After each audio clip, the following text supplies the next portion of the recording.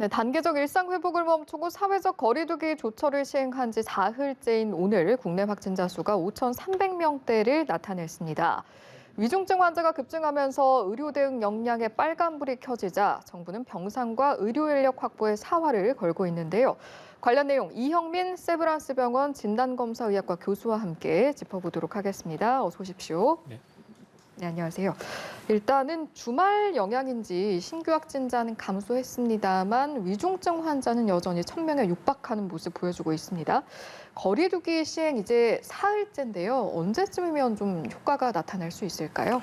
글쎄요, 지금 거리 두기의 효과가 나타나려면은 조금 더 기다려야 될 것 같긴 합니다. 그런데 이제 저희가 이 거리 두기의 효과를 뭘로 보느냐에 따라 달라질 것 같거든요. 일단 이 거리 두기의 효과를 단순히 증가하는 확산세를 멈추기 위한 거리 두기인 건지 아니면은 우리 의료 역량에 감당할 만한 수준으로 확진자 숫자를 줄이기 위한 거리 두기인 건지에 따라서 그 효과를 판정하는 게 좀 달라질 것 같은데요.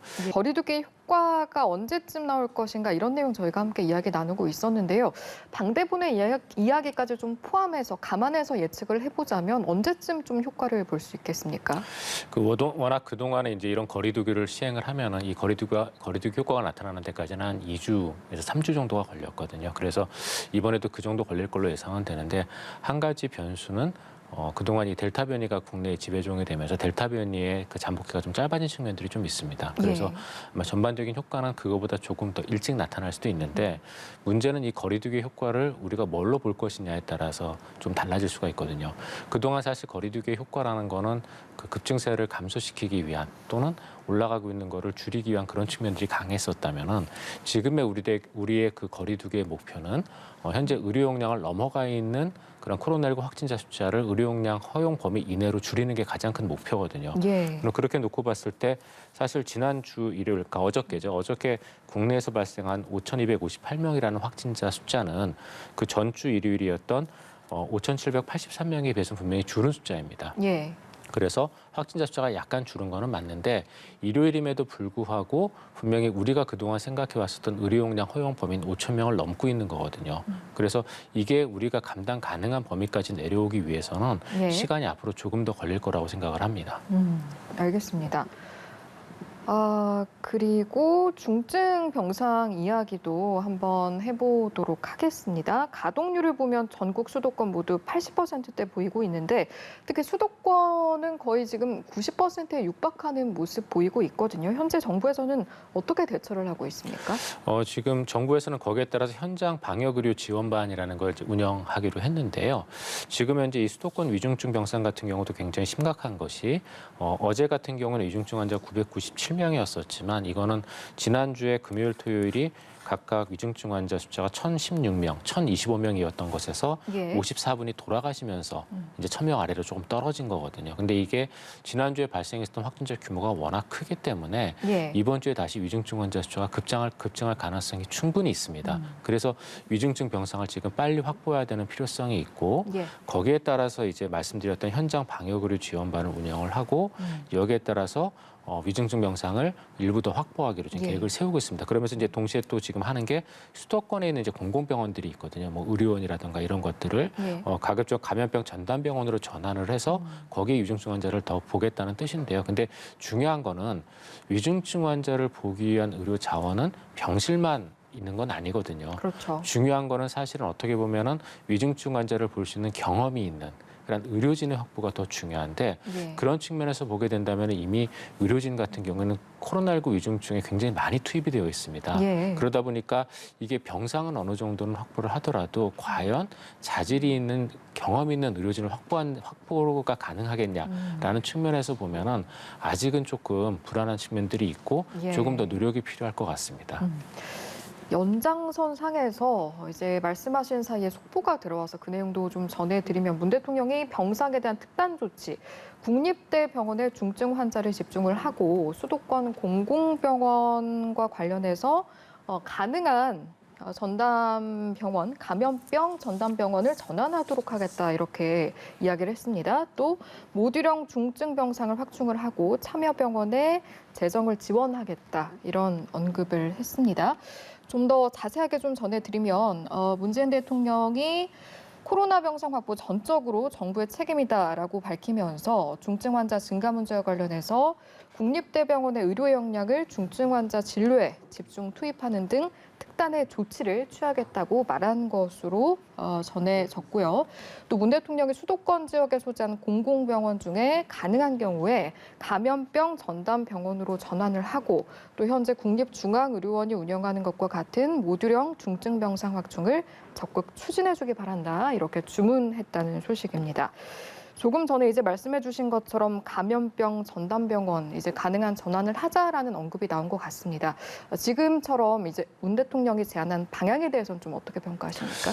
어느 정도 필요한 그 의료 자원을 맞출 수 있는 방향이기는 한데요.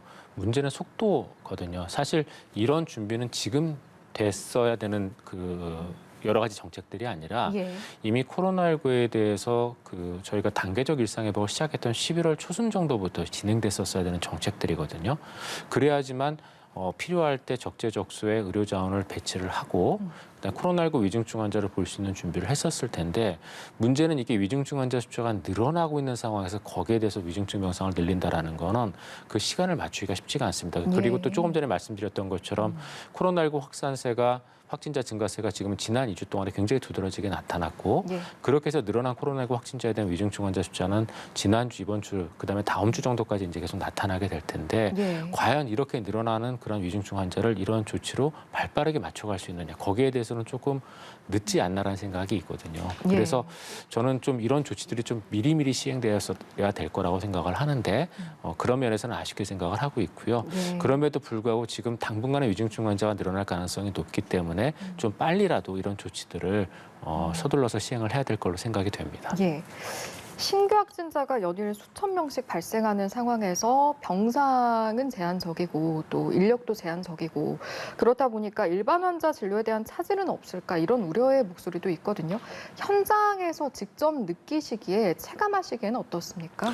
조금씩 그런 문제들이 발생을 하고 있습니다. 발생을 하고 있고 거기에 대해서 이제 일반 환자 진료가 가장 현재 크게 침해를 받고 있는 부분이 응급실입니다. 그래서 이제 응급실 같은 경우에 저희가 이제 그동안 코로나19 확진자 숫자가 많지 않을 때는 응급실에서 신규 확진을 받는 확진자 숫자가 그렇게 많지는 않았었거든요. 그래서 적었기 때문에 응급실 진료에 큰 영향을 주지 않았지만 최근 들어서 코로나19 확진자들이 급격하게 증가함에 따라서 응급실에 들어온 코로나19를 의심하지 않았던 환자들에게서 코로나19 확진되는 경우들이 점점 늘어나고 있거든요. 그런데 이런 분들이 이제 응급실에 한번 들어오게 되면은 병상 배정을 빨리빨리 받아서 응급실 바깥으로 다른 이제 의료기관이나 병상 쪽으로 이게 빨리 재분배가 돼야지만 응급센터 운영에 지장이 없는데 이게 지금 계속 지연이 되다 보니까 응급센터가 코로나19 확진자가 응급센터에 들어와 있는 것 때문에 다른 환자들이 응급실을 못 들어오는 지금 문제들이 생기고 있거든요. 그러다 보니까 다른 질병, 예를 들어 지금 겨울철이다 보니까 심장 쪽에 문제가 있거나 또는 뇌 쪽에 문제가 있거나 이런 분들이 지금 계속 나오고 있는데 그런 분들이 응급실을 못 들어오는 일들이 지금 계속 벌어지고 있습니다. 그래서 응급실을 중심으로 일단 그런 현상들이 벌어지고 있고요. 그다음에 두 번째는 일반 3차 의료기관의 코로나19 위중증 환자를 위한 병상들을 계속 만들도록 확보하도록 얘기를 하다 보니까 지금 일반 3차 의료기관 같은 경우는 코로나19 위중증 병상 하나를 만들기 위해서 일반 병상 3개에서 5개 정도를 지금 소모를 하고 있거든요. 그래서 거기에 따라서 지금 일반 환자를 볼 수 있는 병상들이 지금 계속 소모되고 있는 상황입니다. 그런데 이게 이제 어떤 영향으로 다가올 거냐면 분명히 코로나19 확진자뿐만 아니라 그 코로나19로 인해서 쓰여지는 의료 자원에 따라서 일반 질병을 갖고 있는 사람들의 피해로도 결국 연결이 되게 될 수밖에 없거든요. 그걸 잘 보여주는 게 작년에 미국 같은 경우에 그러니까 작년에 미국의 평균 수명이 1.87년 정도가 줄어들었습니다. 근데 한 국가의 평균 수명이 그렇게 줄어든 거는 굉장히 큰 일이거든요. 근데 그걸 들여다보게 되면은 코로나19로 인한 피해가 한 60% 정도.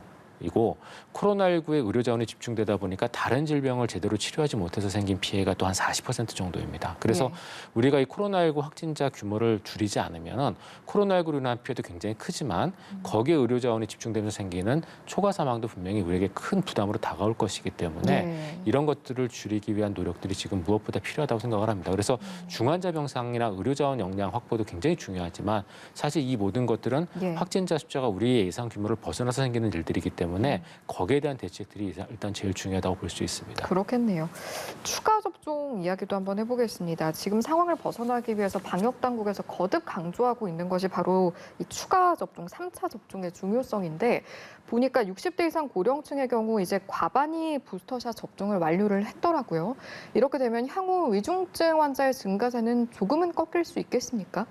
예, 효과는 나타날 걸로 생각을 합니다. 그리고 그런 것들에 대한 데이터를 이제 제대로 잘 보여주는 게 이스라엘 데이터이기도 하고요. 예. 그래서 분명히 고위험군에 해당되는 60세 이상에 대한 3차 접종은 그 돌파 감염에 의한 위중증 환자의 감소를 분명히 불러올 것으로 생각은 됩니다. 근데 그게 그러면은 전체 위중증 환자 발생하는 그 규모에서 어느 정도까지 감소시킬 수 있냐, 한 절반 정도라고 생각을 하거든요. 왜냐하면 우리나라의 지금 위중증 환자 발생 현황을 보시면은 예방 접종을 맞지 않은 분들이 60세 이상 감염의 한 10% 정도 되고요. 예. 예방 접종을 맞으신 분들의 돌파 감염이 한 90% 정도 됩니다. 그런데 그 중에 생기는 위중증 환자의 숫자는 보면 절반 정도거든요. 그래서 워낙 이제 돌파 감염에 의해서 생기는 위중증 환자 숫자는 전체 감염 규모가 커서 그렇지 비율은 적고 예. 그 다음에 예방 접종을 하지 않은 분들의 감염이 됐을 경우에 위중증으로 가는 숫자는 감염 규모는 적지만 워낙 비율이 높기 때문에 거의 비슷한 정도로 지금 발생을 하고 있거든요. 그래서 네.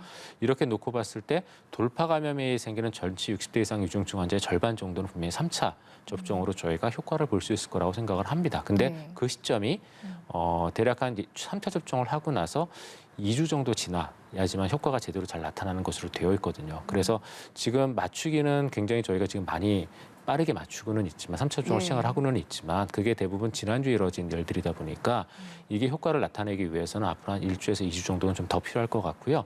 그다음에 중요한 거는 분명히 예방접종 위접종자에 의한 그 위중증 환자 숫자도 우리가 무시 못할 수준이 있기 때문에 네. 이분들에 대한 이제 예방접종을 어떻게든 앞으로도 계속 이어가야 되거든요. 근데 다행스러운 거는 60세 이상의 예방접종 위접종자의 숫자가 적기는 하지만 꾸준히 감소는 하고 있습니다. 그래서 예. 한 달 전에 대략 한 100만에서 110만 명 정도였다면은 어저께는 이제 1차 접종 기준으로 한 80만 명 수준까지 감소는 했거든요.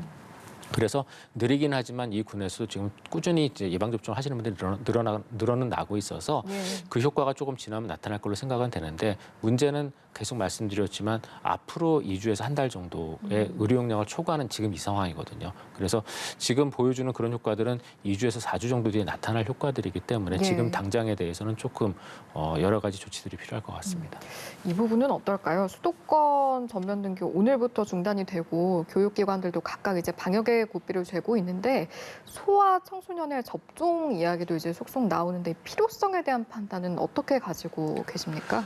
저는 필요하다고 생각을 하고 있는데요. 예. 제가 조금 전에 이제 전체 감염 규모를 빨리 줄여야 된다라고 말씀을 드렸었는데 이러한 감염 규모에서 역시 또 한 축을 차지하는 게 이제 아이들이거든요. 물론 아이들 같은 경우는 코로나19에 감염되더라도 부작용이 별로 없기 때문에 큰 문제가 안 된다라고 알고 계시는 분들도 있지만 예. 아이들 같은 경우에는 두 가지 측면에서 문제가 됩니다. 일단 첫 번째는 같이 살고 있는 동거고령층에 감염을 전달할 수 있다는 측면에서 하나 문제가 되고 있고요. 예. 두 번째는 아이들이라 하더라도 아이들 같은 경우에 코로나19에 감염이 되면은 감염된 아이들 10,000명당 대략 한 0.5명에서 한 3명 정도는 사망이 가능한 걸로 알려져 있고요. 그다음에 아이들이 코로나19에 감염되는 경우에 전체 감염자의 한 6% 정도는 롱 코비드라고 부르는 그 중장기 그 합병증을 보여주는 걸로 되어 있거든요. 그래서 이런 것들을 고려했을 때 아이들도 사실 코로나19에 대해서 그렇게 안전하다고 저는 보기 어렵다고 생각을 하거든요. 그래서 예.